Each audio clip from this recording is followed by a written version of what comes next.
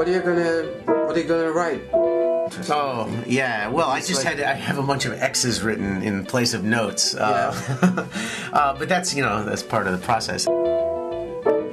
I'm working on a series of etudes, kind of in the microcosmos style.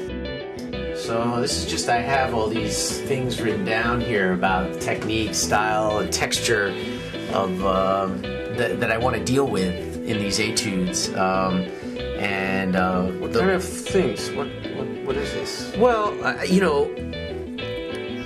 there's so many. I mean, I think when you deal with the guitar, there's a whole other set of techniques. Like you can deal with finger technique, you can deal with strumming, the difference between left and right hand, the different things that the electric guitar is capable of. Like, I think a lot of people probably don't know that you can make, the types of things you can do with the volume swells, where you can make the electric guitar sound like an instrument that has no attack, which I think is quite interesting, because one thing that I think most people associate with guitar is the attack, is the ching, that at some point you're hitting the string. But on an electric guitar, because you have the volume control, you can do so many things which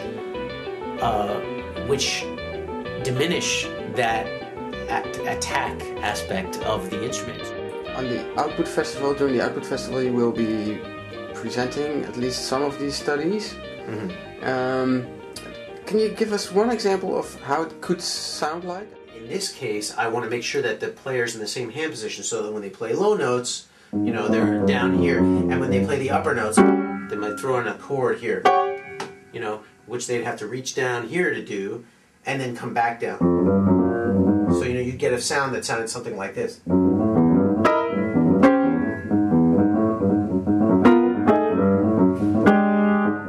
Now, it's easy to do on the piano because I have two hands that can work here, but on the guitar, you need to make sure that the fingers are on the lower notes, these notes down here, are in the same position as the ones up here when you go to make the chord, and then that you can come down and play those low notes again. Now, if your chord, is up here, then I'm making the player jump around to all different hand positions, and that's not what I want. I don't want to focus on the technique of changing hand position. I want to focus only on changing the finger position and moving from the lower to the higher strings. And this is the type of challenge that you have in a piece like this.